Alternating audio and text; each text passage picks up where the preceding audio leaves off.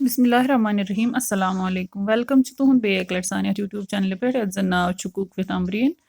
सान अजिच recipe Eid special marchwangan korma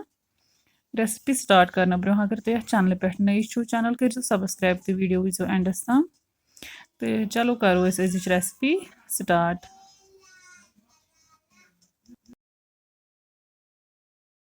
ये नु आब अत मज त्रो माज माजस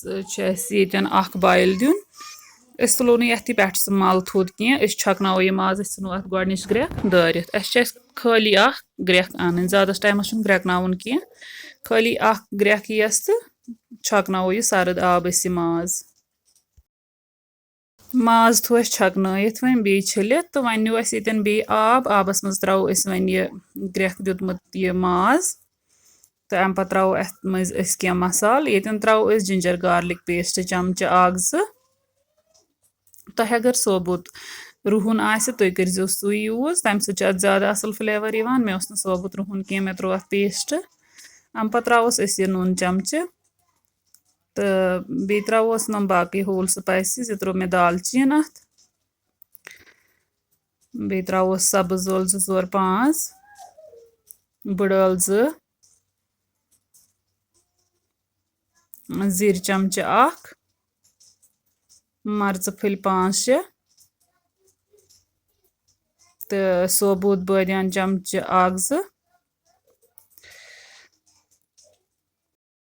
पाकस मज गई कोशिश करें सोबुत बादियान त्रावनुक वन थो डकन बंद तो दिमो स्टीम 4-5 माज तो 80% सॉफ्ट गस तो निमो पे यपर यह मस्टर्ड ऑयल अत मज माज फ्राई करुन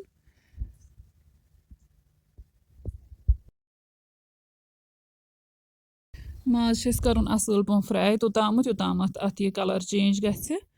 माज फ्राई करने पत निमुत यपर मरचवांगन पेस्ट निमित सोबुत मरचवांगन इन पेस्ट थोमुत बनाई तो यह त्रोस ये माजस मज बे त्रोस अतन के पाउडर स्पाइसिस ये त्रोस लेद्र चमच 1 बे त्रोस ये बादियान पाउडर चमच 1 तो बे त्रोस दानवल पाउडर चमच 1 बे त्रोस शोंठ पाउडर चमच 1 तो करो ये मिक्स तो दिमो ये थोड़ा तामत दिमो इथे पे ग्रेक यीतिस कालस यह थोड़ा रिड्यूस गि मरचवांगन पेस्ट ये थवन हाई फ्लेमस पे ये रिड्यूस गोमुत यह मरचवांगन पेस्ट वन त्रो अत मटन स्टॉक माज रस तो सह त्रो वन अत मज माज रस अत मज त्रावन पे त्रो अत मज प्रान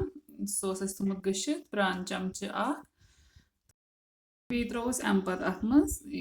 थोमुत इमली वजन तमिक आब शीर सह त्रोस अत मज तो थो हाई फ्लेमस पे तो ग्रेकनो 5-10 मिनट ग्रेकन पे करो अत मज वन गेव चमच 1 ऐड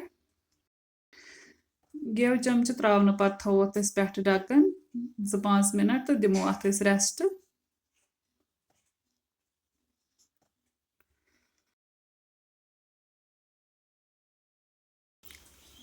2-5 मिनट रेस्ट दिन पे कोर चक सोन मरचवांगन कौरम बिल्कुल रेडी गोमुत तह अगर सन अजिच रेसिपी पसंद आम वीडियो कर ज्यादा से ज्यादा लाइक तो शेयर बे दी पन फीडबैक कमेंट सेक्शनस मज रेसिपी कर जरूर ट्राई अल्लाह हाफिज।